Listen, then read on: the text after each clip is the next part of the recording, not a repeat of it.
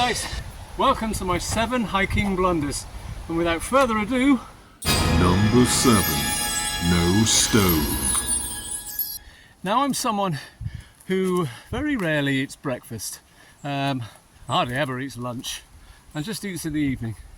So not having a stove, I thought maybe I could get through that quite easily, and I didn't see any problems with that. Now, on the trail, what I would do is I would earmark certain pubs, and I could have a grand feed every couple of days. And in between, just get the odd little sandwich here and there. So that was fine.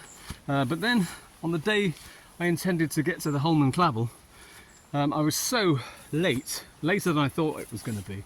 I was in the end, I was almost speed walking to get there.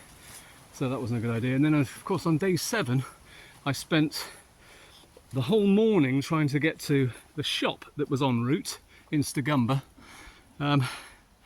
which, and I just about made it with 15 minutes to spare. Now, it wasn't just shut for half an hour or an hour, it was shut all afternoon in Stagumber, so I really had to get there, and I just made it.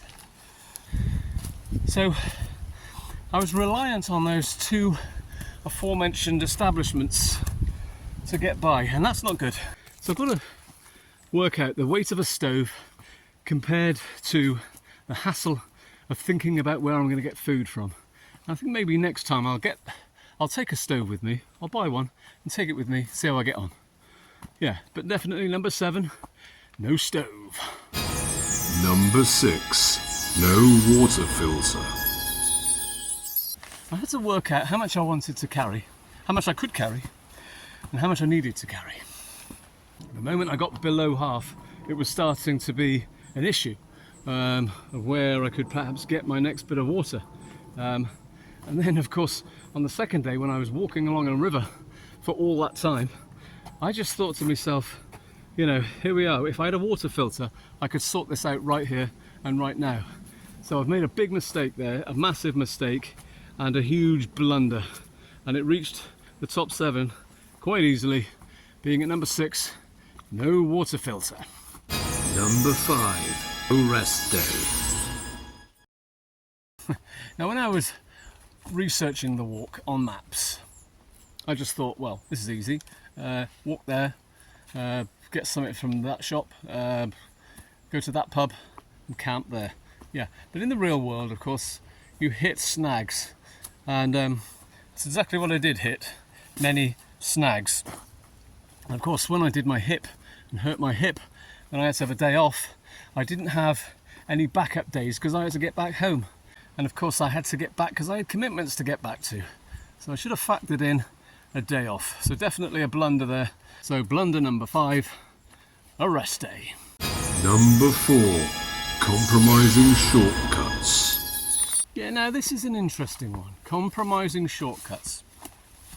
Now, I mentioned when I was on the trail, I didn't want to be one of those hikers that was a kind of a eyes down, heads down, let's get the 20 miles done.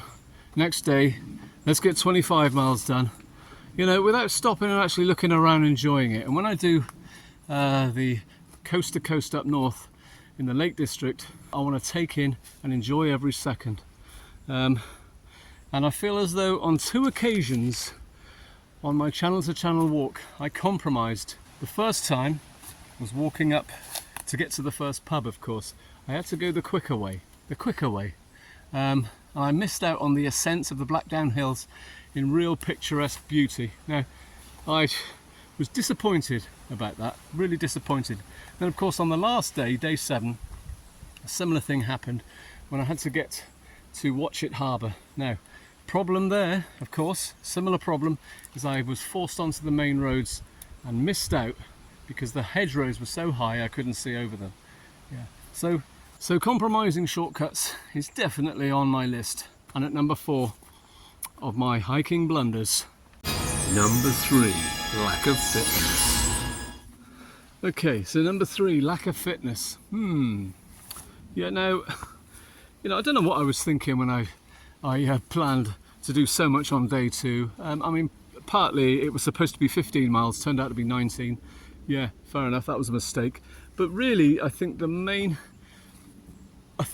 problem was watching so many YouTubers knock out these incredible miles in one day or 2 days. And I think, you know, one of them comes to mind is our friend Good Bloke Outdoors, who knocked out 70 miles in 2 days. Thanks for that. So an old bloke like me, who's probably, you know, nowhere near as fit as he is, probably double his age, was so inspired by that I kind of got a little bit twisted, you know, in what I could achieve. So my lack of fitness came into it there. You know, perhaps what I should have done in hindsight was do some walks beforehand to get me up and up and up of what I could achieve. But yeah, definitely lack of fitness is number 3. Number 2. Old maps.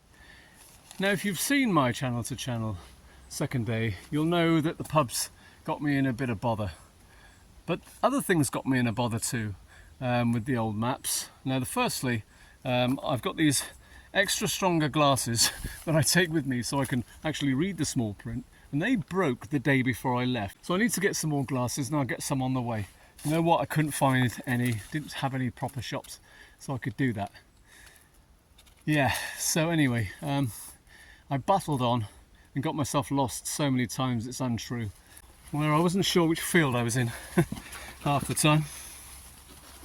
So in the end I ended up walking probably another couple of miles, maybe even 3 extra miles, maybe more. When I actually went on to the app that had the walk in it, the Komoot map, things were just so much easier. So I'm thinking in future, you know, I'll use my phone not for filming, but maybe just for an app to get me a map app to get me there, and maybe buy a GoPro or something so that I can use that for filming. Put in the comments below if you think that's a good idea. But what is number 1? I hear you ask, what is number 1 on the list of blunders? So this takes us to number 1. Number 1. Any guesses? Anyone want to have a guess on what number 1 was? Well, unsurprisingly, Number 1. Walking boots. now my old faithful walking boots let me down, so I borrowed my son's that were quite new, quite sturdy, but of course they let in water, so in the second part I used my own old boots. They were a bit better, they didn't let any water in. What they did do, was give me a bit of a pain on my ankle. So maybe next time I shall try some trail runners. I'll have to dig my hand in my pocket and buy some better gear, footwear, for the trail. So that's my 7 hiking blunders. Thanks for watching. See you on the trail soon. Bye for now. Cheers.